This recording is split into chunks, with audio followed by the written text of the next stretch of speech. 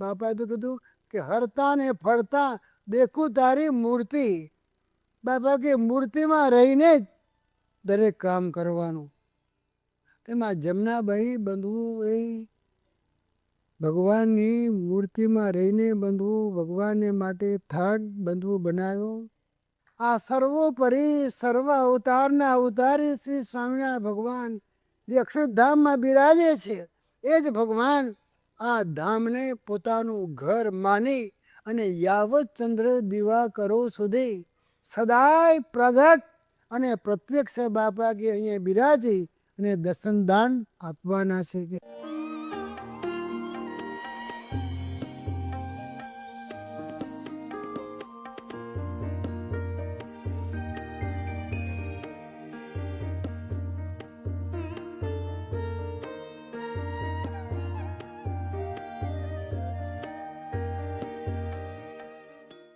જે ભગવાનમાં જોડાય એ ભક્તના હૃદયમાં બંધ બાપા કે કેવી ખુમારી હોય કે ગમે તેવો વિકટ સમય આવે તો પણ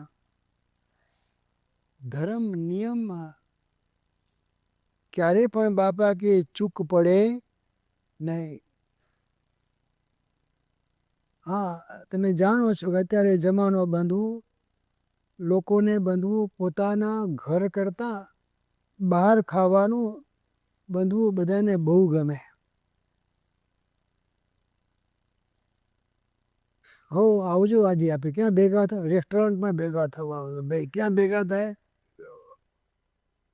હા, કે તમારા મનને બંધુ આનંદ એમાં બંધુ ભગવાન અને મોટા પુરુષનો બંધુ એમાં કદી પણ બંધુ રાજીપો છે નહીં.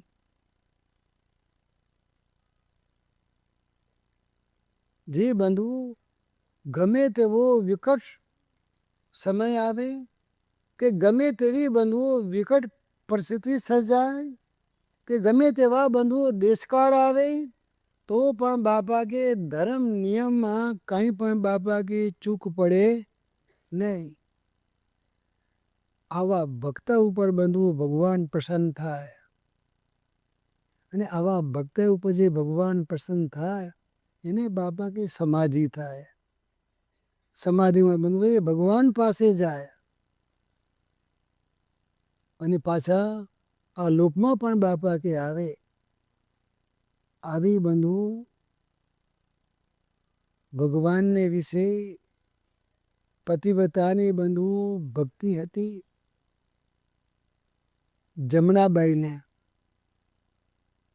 જમનાબાઈને બંધુ સમાધિ પણ ભગવાનની કૃપાથી બંધુઓ થતી હતી. આ બંધુ એને એનું અભિમાન કે ગર્વ હતો નહીં. ભગવાનની કૃપાથી થાય છે. હા, સમાધિમાં બંધુ એ શ્રી સ્વામિનારાયણ ભગવાનની પાસે જાય. એના સગા સંબંધીઓ બહાર ગામથી એક વખત બંધુ ત્યાં આવેલા અને આ જમનાબાઈને બંધુ સમાધિ થઈ. બહાર આવ્યા, બધી વાત કહી કે તું બધું આ ડીંગમ ડીંગ તું ઠોકમ ઠોક કરે છે કે આ બધી વાત ખોટી કે છે.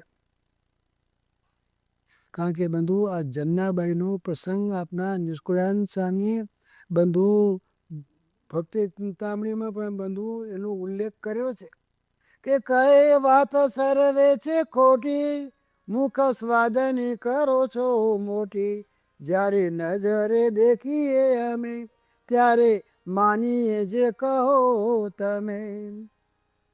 એના સગા સંબંધી ગમે જ્યારે નજરે દેખીએ નજરે જોઈએ ત્યારે તારી વાત અમે સાચી માનીએ, બાકી તે સિવાય અમે તારી વાત સાચી માનીએ નહીં.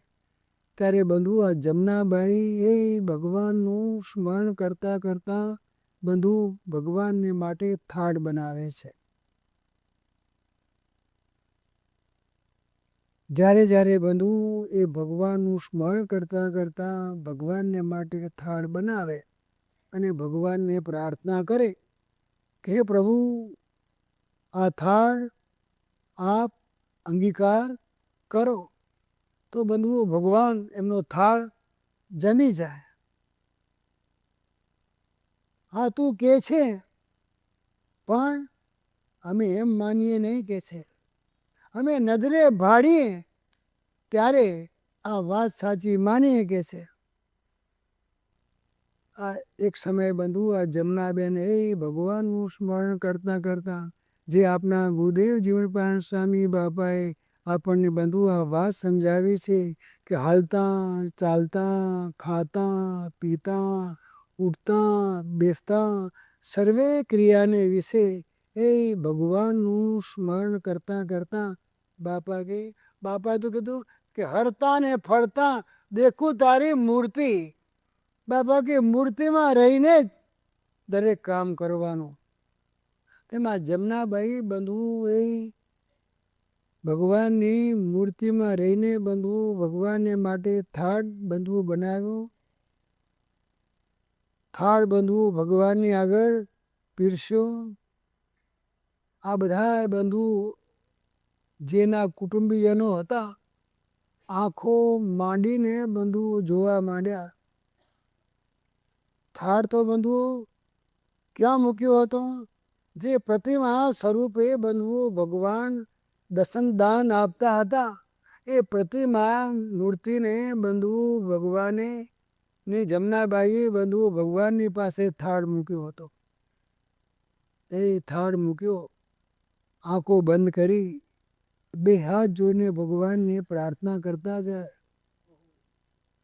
હે કૃપાળુ હે દયાળુ કૃપા કરી આ સેવકે આપના માટે આ થાળ બનાવ્યો છે તો હે પ્રભુ આપ થાળ જમવાને માટે પધારો. જ્યાં બંધુ ભગવાનને આવી પ્રાર્થના કરી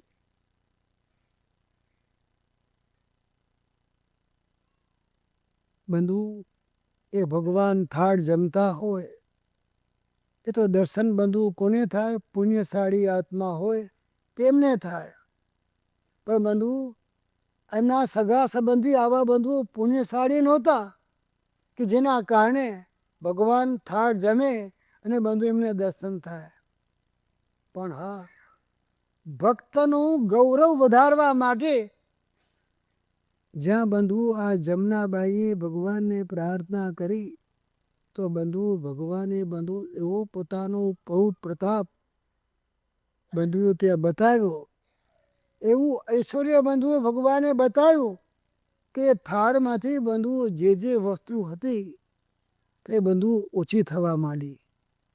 બહુ બાજુમાં બંધુ પાણીનો લોટો પણ બંધુ મૂકેલો હતો તો એ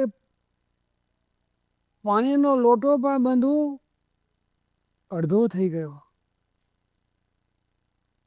આ મૂર્તિમાન બંધુઓ સગા સંબંધી આ મૂર્તિમાન બધાએ જોયું ત્યારે બંધુ હા કે જમનાબાઈ તું ભગવાનની ભક્ત સાચી, તારી ભક્તિ પણ સાચી. તારા ભગવાન કયા આપણને મળ્યા? આ સર્વોપરી સર્વ અવતારના અવતારી શ્રી સ્વામિનારાયણ ભગવાન પણ બંધુઓ સાચા. આપણા ગુરુદેવ જીવનપાલ સ્વામી બાપાએ પણ બંધુ જ્યારે આ મણિનગર ધામમાં આપણા ઈષ્ટ ઉપાસદેવ શ્રી સ્વામિનારાયણ ભગવાનને બિરાજમાન કર્યા ત્યારે બાપાએ કહ્યું કે હો આ ગઢપુર વડતાલ છપૈયા લોયા જેતલપુર જે કહો તે બાપા કે આ મણિનગર ધામમાં બધા ધામ બાપા કે આવી ગયા. અને આ મણિનગર ધામમાં આ સર્વોપરી સર્વ અવતારના અવતારી શ્રી સ્વામિનારાયણ ભગવાન જે અક્ષરધામમાં બિરાજે છે એ જ ભગવાન આ ધામને પોતાનું ઘર માની અને યાવત ચંદ્ર દિવાકરો સુધી સદાય પ્રગટ અને પ્રત્યક્ષ બાપા કે અહીંયા બિરાજી અને દર્શન દાન આપવાના છે કે છે.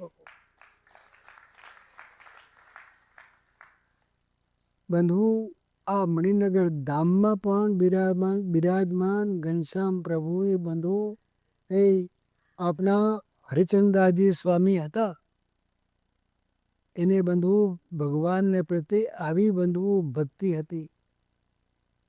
ભગવાનને બંધુ એક સમયે બંધુ ભગવાનને દૂધ ધરાવ્યું અને ભગવાન બધું દૂધ બધું જમી ગયા.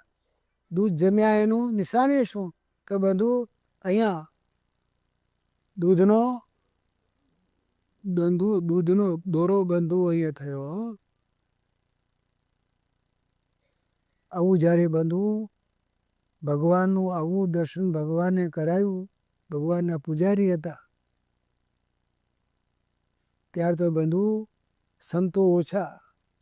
બધાને બંધુ ભગવાનની પૂજા પણ એમને કરવાની, ભગવાનના થાળ પણ બંધુ એમને ગોઠવવા જવાના, છાશ પણ બંધુ પોતે કરતા, દૂધ પણ બંધુ ભગવાનને માટે એ ગરમ કરતા. ત્યાં તો બંધુ સંતોની સંખ્યા થોડીક વધી ગઈ એટલે બંધુ હવે તો દૂધ તારે ગરમ કરવાનું. હવે તો છાશ કરવી પડે નહીં. બધું છાશના મશીનો આવી ગયા. ભાઈ શું આવી ગયા? ચાંપ દબાવો ને બંધુ જંગાઈ જાય, દહીં છાશ થઈ જાય.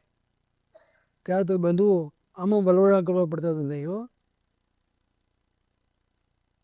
આવી બધી બંધુ એ સેવા કરતા જાય અને એ ભગવાનને પ્રાર્થના કરતા જાય તો બંધુ આ પ્રમાણે બંધુ ભગવાન પણ આ મણિનગર ધામમાં જે ભગવાન બિરાજે છે આપણા ગુરુદેવ જીવનપાણ સ્વામી બાપાની પ્રાર્થનાનો સ્વીકાર કરી અક્ષરધામથી બંધુ આ પૃથ્વી પર પધાર્યા. એ મણિનગર ધામમાં પણ બંધુ આ ભગવાને બંધુ આવું દૂધપાન કર્યું છે, થાળ પણ જમ્યા છે. આવા બંધુ ભગવાને પણ આપણ સર્વને અનુભવ કરાવ્યા છે.